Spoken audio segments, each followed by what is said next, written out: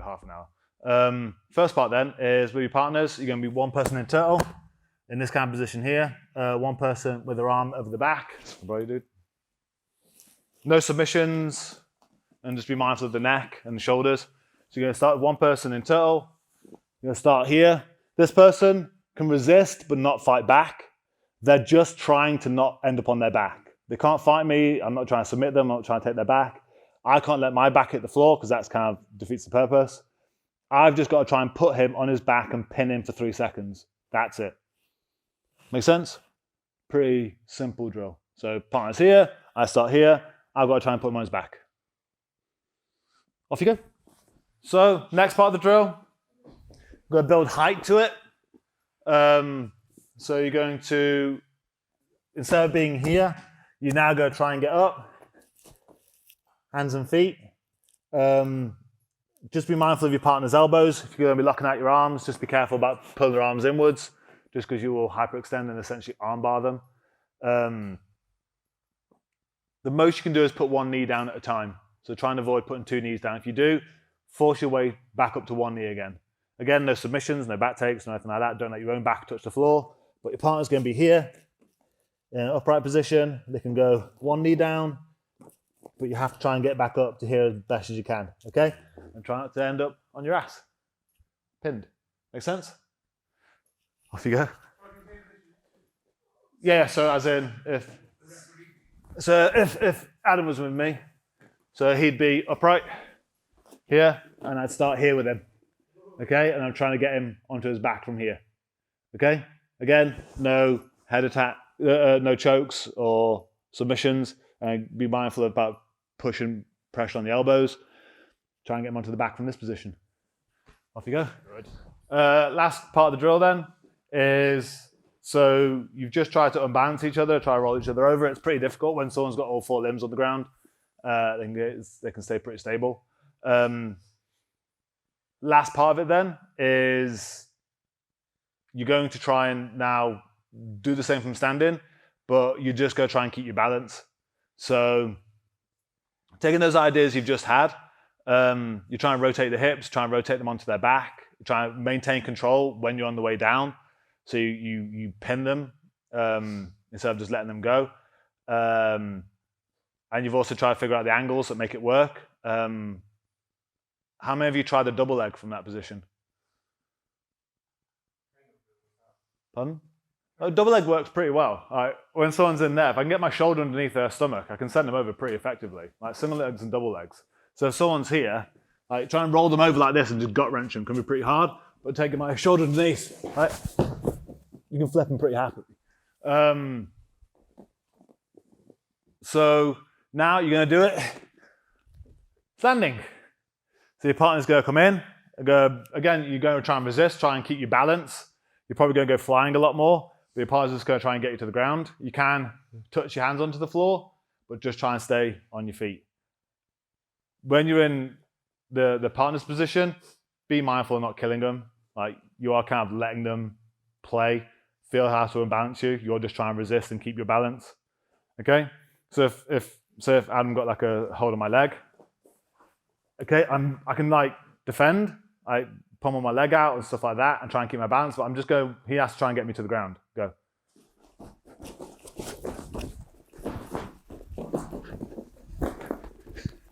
Okay?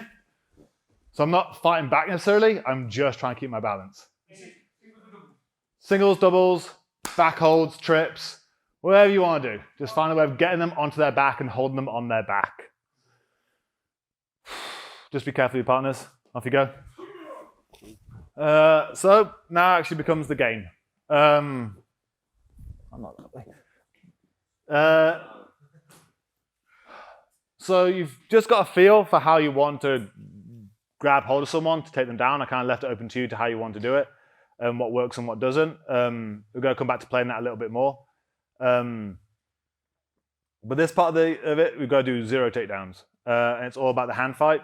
So when it comes to jiu-jitsu in general, is I need to get past the hands or the feet to gain access to the spine, to then get my grips, to then try and unbalance them. If I can't get past the hands, no matter what takedown I have planned, it ain't worth shit. So So my options are, for when it comes to getting past the hands, is I need to get past his elbows. If I can't get past his elbows, shit ain't worth it. My options are, I can either go over his arms, to his neck, pull him down, get control. I can go under his elbows, to his body, here, hips, and gain access to his spine this way. I can go around his elbows, and that's going to give me access to his back, which I can do whatever the fuck I want from this kind of angle. Or I go through his elbows here, control him this way, control the center line. Okay? But it's going to be a combination of those ideas that's going to give me access to his body. So it's either over, under, around, or through. But, oh, hello. The game I want you to play is you're going to try and gain access to their spine by doing one of those. And you're not going to be able to just pull off the one you want instantly unless they're asleep. You're going to have to combo some ideas together. Because as soon as you kind of get in access, so if I'm here, I've now got access to, like, if he goes on the inside, I've lost my inside access. I haven't got through his elbows. As soon as he's on the inside here, I can't do shit, so I'm going to have to do something else. But I might be able to go around the outside. I might be able to go under. If he lifts his arms up, I can go under. If he goes arms down, for whatever reason, he gives me his head. Does that make sense? So you can't defend everything at once.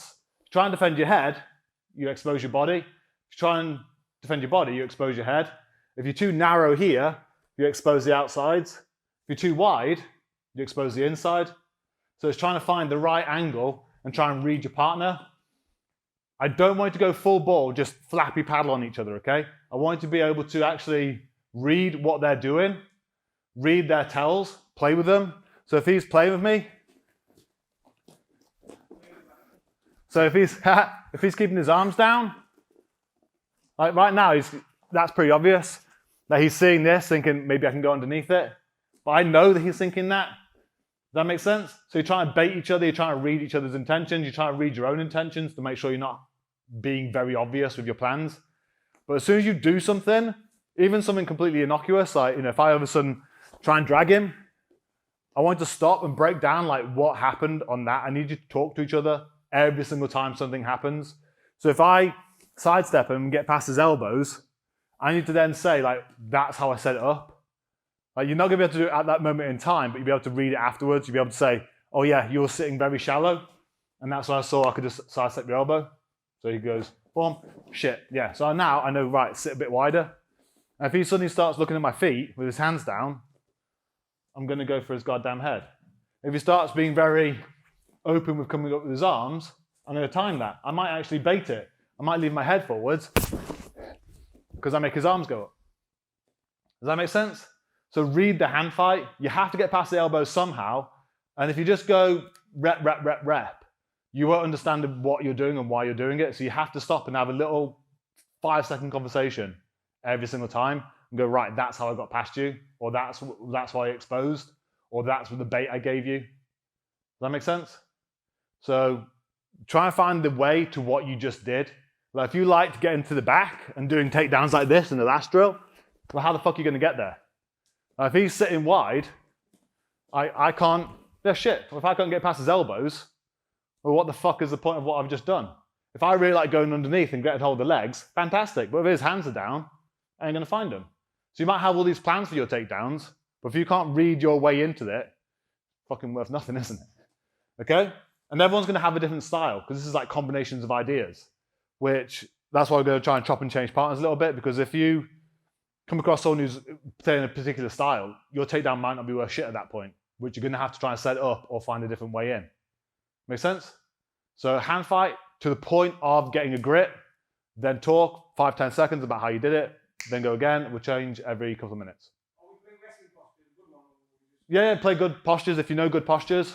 Like, you read why this makes sense. Because here, I'm keeping my head away so you can't go over the top, but I'm also not letting them underneath.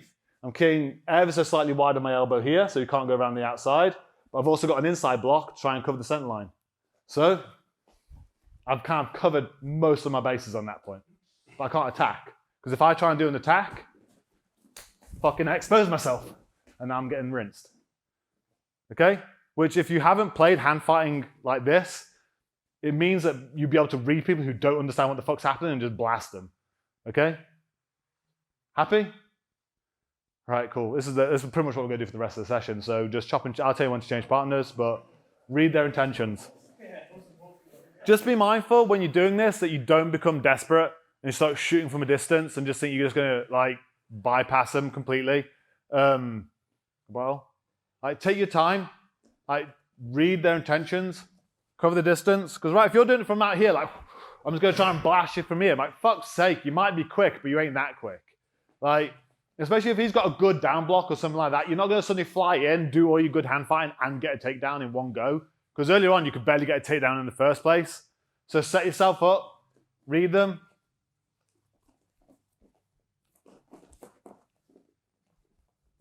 I've seen that. He keeps putting that hand up.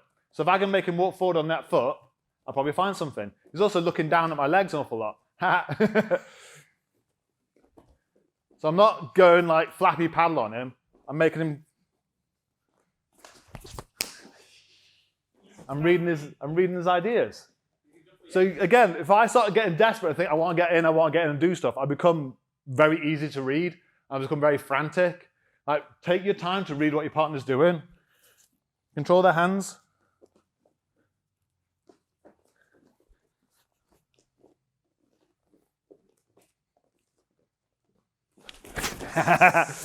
Okay? Makes sense? Take your time. Don't be so frantic just trying to get quick wins. You see the difference in the guys that are out here compared to the guys that are in there? They're a lot slower and they're reading a lot more. Out here, the newer people, you're just going, need something every few seconds. Take your time, read their intentions, and then go. Explode once. Not from out here thinking you're just going to run in head first, because we will choke the shit out of you. Okay? Keep your good posture, keep your head upright, keep your chin up, get your stomach in, get your hips under them. Don't just shoot from a distance thinking it's going to work, okay? Because you'll die. Off you go.